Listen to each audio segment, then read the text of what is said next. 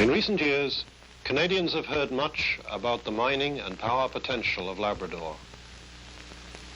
Many also know that the largest proportion of Canada's exports of beneficiated iron ores are produced right here in Labrador City. How this is accomplished in this wild and empty land remains something of a mystery to them. We, of the Iron Ore Company, are proud of our Carroll operation. Therefore, we decided to make a film for two groups of people: those who visit Labrador City and see for themselves, and those who are not able to, but would like to know more about our Carroll operation.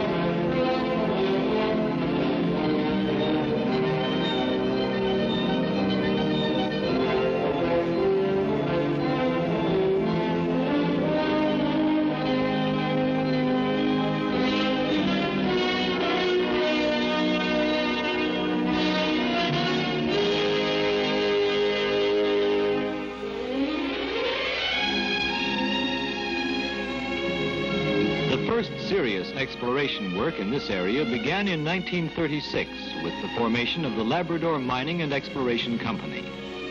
They obtained a concession from the government of Newfoundland for mineral and power rights in an area of 20,000 square miles in western Labrador.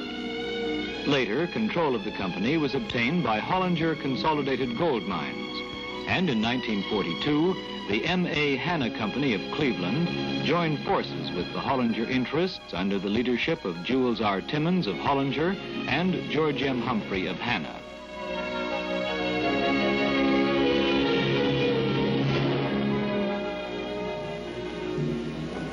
Ore in the Carroll area is mined by the open pit method, as it is in our mines at Shefferville.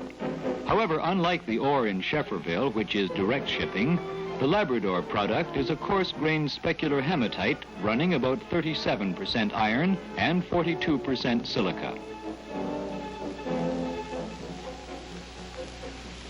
This map of the Carroll project shows in red all the known ore bodies within the Iron Ore Company concession area. Mining is carried out in the Smallwood and Humphrey ore bodies. These two alone have an estimated reserve of about 2 billion long tons of iron ore. The mine is joined to the concentrator by a 6-mile automatic railway. To carry ore from the new project, it was necessary to construct another 42 miles of railway between mile 224 of the Quebec North Shore and Labrador Railway and the new project. Work on this railway began in May 1959, and in June 1960, little more than a year later, the first passenger train traveled the new Northern Land Railway. From then on, we were able to take full advantage of the 42-mile railway to carry heavy equipment to the site of the Carroll operation.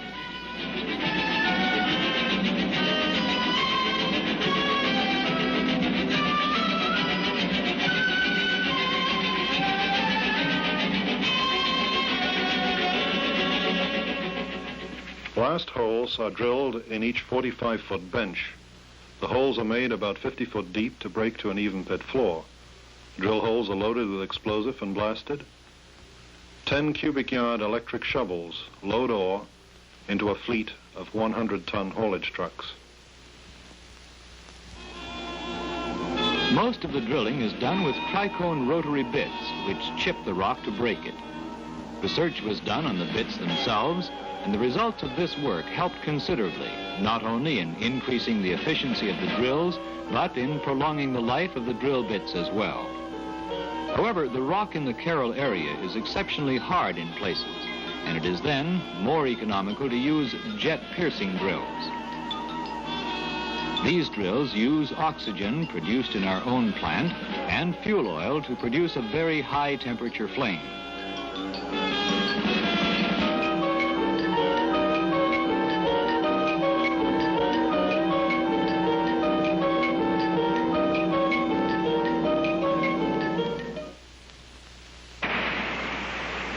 Water is then used to cool the burner and to produce thermal shock in the heated rock.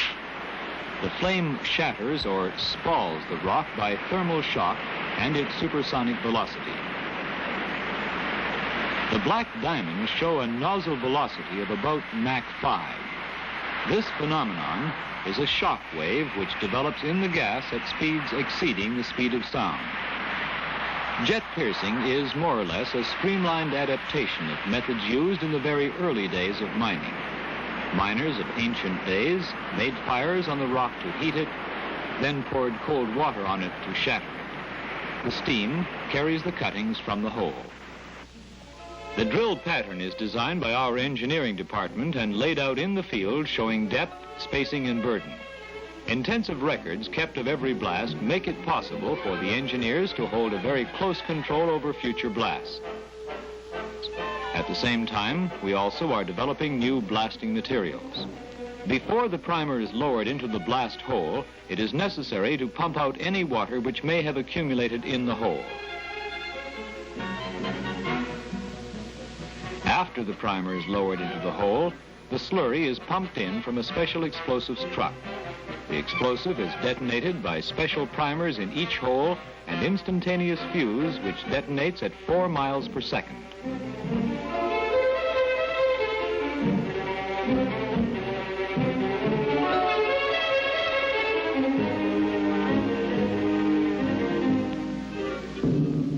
The roads are blocked as the delays are tied in.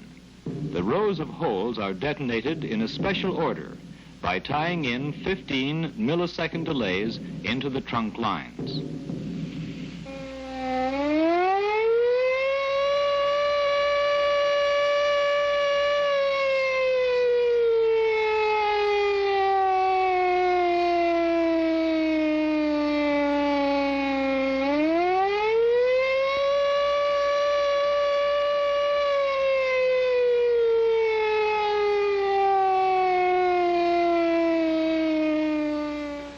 Five, 4, 3, 2, 1, fire.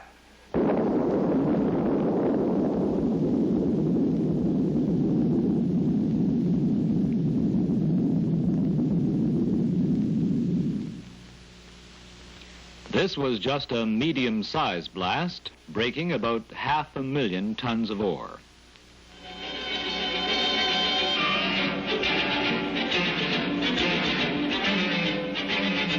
The blast over, the area is cleaned up and the equipment moves in to begin loading. This loading averages about 60,000 tons a day, every day in the year.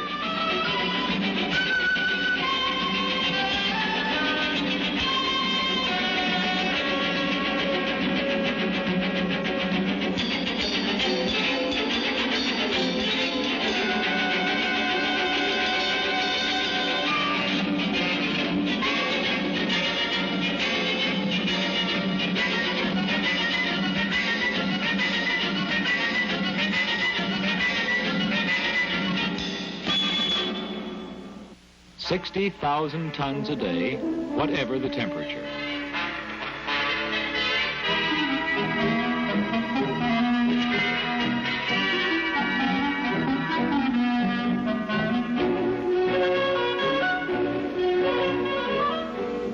And 60,000 tons, 24 hours of every day.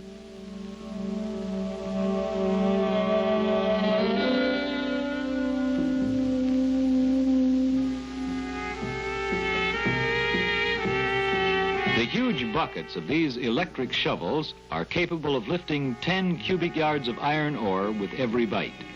They are the largest in Canada, and it was necessary for us to develop special techniques to train the operators. This 1/12 scale model is used in this special training. The model is exact and is designed to respond accurately to normal shovel controls used by the trainee.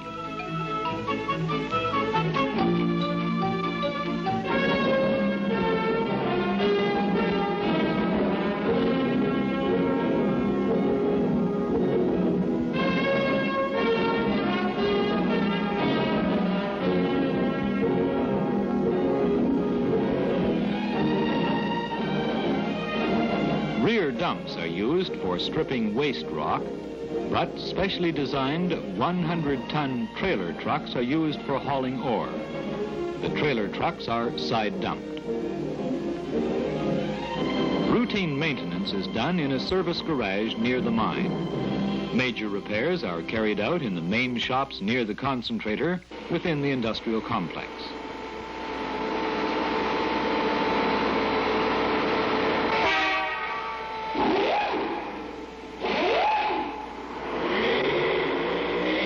Here, the transmission is removed from under a haulage truck. It will be taken to the component shop for repair.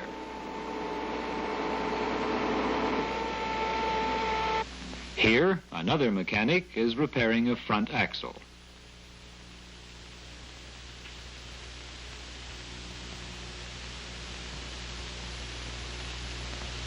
And a tractor transmission.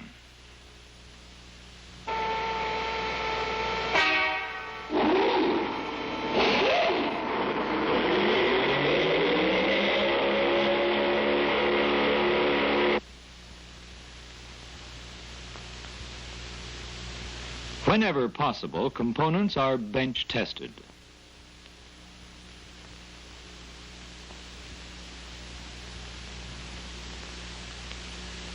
Here we see a steering booster being tested before going to storage.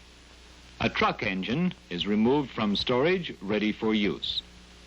Components are always kept ready for use and can be replaced as vehicles are needed, so that equipment gets back into operation with a minimum of delay. Once the 100-ton trailer truck is loaded with ore, its destination is the loading pocket. Trucks in the mine are side dumped into the loading pocket.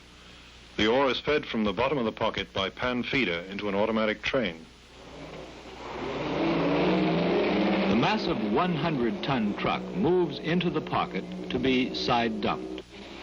Dumping is done semi-automatically on a signal from the driver. A hook is attached to the truck, and while that hook is connected, a bell rings continuously, so that the driver is warned the hook is still attached. He does not drive away until the bell stops ringing.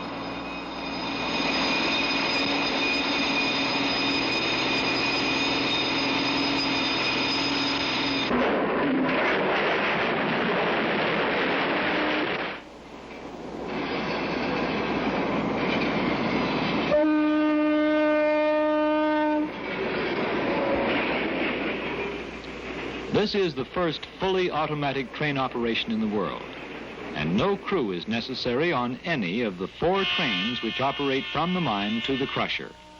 Train movements are controlled from a central computer near the crusher, and signals are transmitted through the rails to an inductive receiver at the front and rear of each train.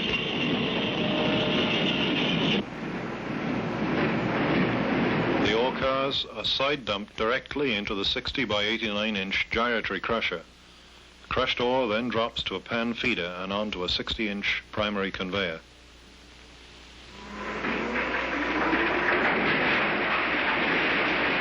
The Iron Ore Company's gyratory crusher was the biggest ever to be made in Canada.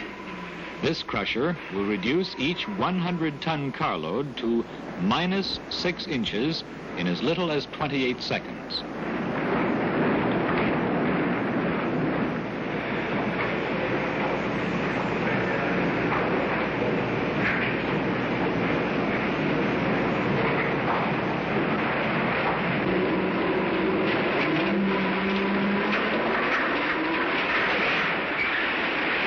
Armored glass windows provide the operator with an unobstructed view of the car dumping and the crusher throat.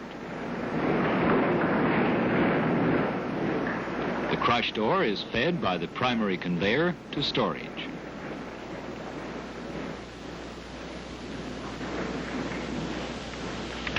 The 60-inch primary conveyor feeds ore onto the 72-inch tripper conveyor and carries it to the ore storage building.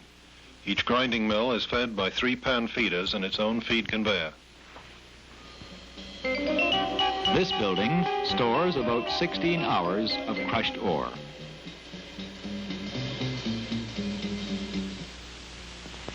Ore ore is fed into the 21-foot diameter mills, where it is ground by autogenous action. Air blown through the mill removes the dry ground product, which is carried to the vertical classifier. The air velocity is reduced and some of the coarse ground product drops out. The air continues to the baffle separator, where more coarse ground product drops out. The airflow continues to two cyclones, which remove fine ground product. The air returns through the main fan to heaters for drying and recirculates to the mill. Ore is conveyed to the grinding mills from the crusher via the storage building conveyors.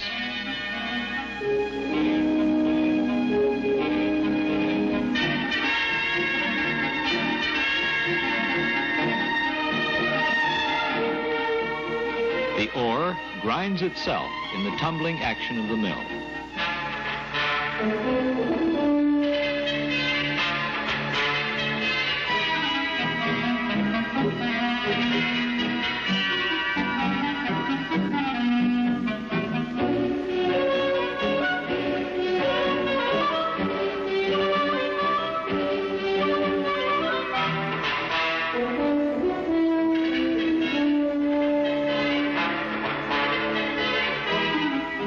The mill liners are changed regularly as they become worn.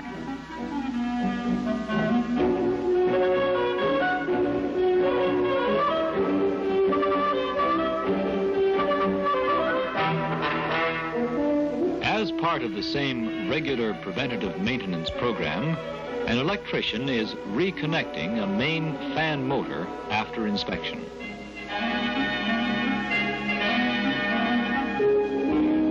Coarse ground product from the vertical classifier and baffle separators is screened at 14 mesh. Oversize is returned to the mill. Undersize goes to storage. Some air is removed from the circuit after it has passed the main fan. It is cleaned in wet scrubbers and exhausted to atmosphere to create a negative pressure in the system. The screens are enclosed to minimize dust in the mill.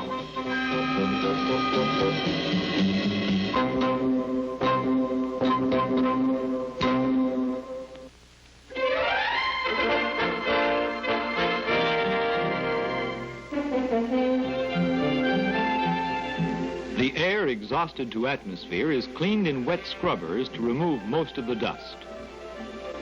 The coarse ground product from the vertical classifier and baffle separator is now conveyed and distributed by tripper to coarse ore storage bins.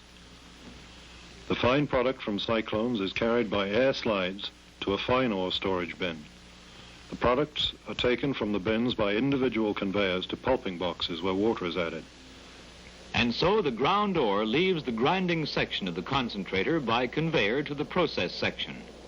All the equipment and functions pertaining to this part of the concentrator are operated and controlled from a central grinding and classification control room. Because of the size, complexity, and fast response required to operate such a system efficiently, automatic controls and instrumentation are extensively used. Water is added to the ground ore in the pulping boxes, and the pulp is pumped from collector to distributor boxes. The ground ore, still running 37% iron, is distributed to rougher spirals where the action of gravity and centrifugal force separate the ore from waste. Rougher spirals produce a low specific gravity tailings which goes for further processing.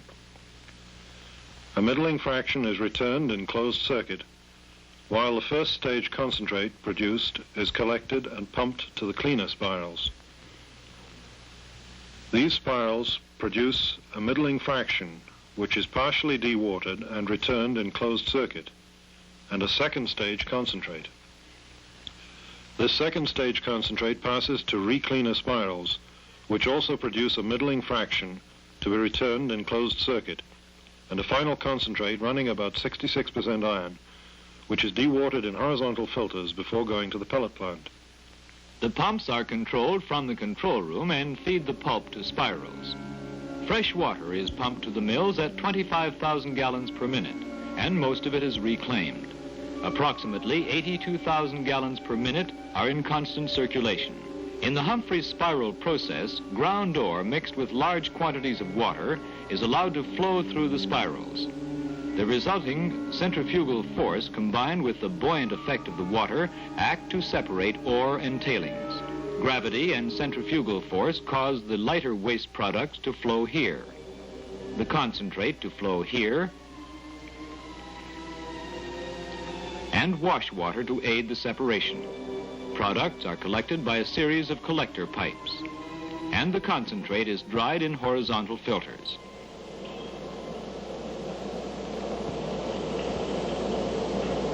From the filter discharge, the concentrate is conveyed to the pellet plant or direct to load-out area for shipping.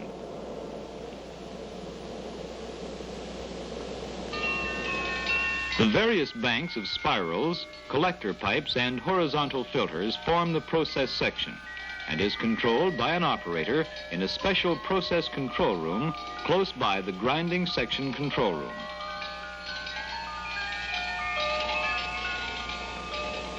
Regular maintenance keeps the plant in good operating condition. Filter cloths are changed. Maintenance crews are available for arc air cutting, for welding, and for grinding. A comprehensive warehouse and control system simplifies maintenance and repair. At every stage, the process is checked by comprehensive sampling. Most of this is automatic, but notices in various locations keep attendance to a regular schedule wherever manual sampling is necessary. Samples are analyzed in the well-equipped laboratory in the mill building.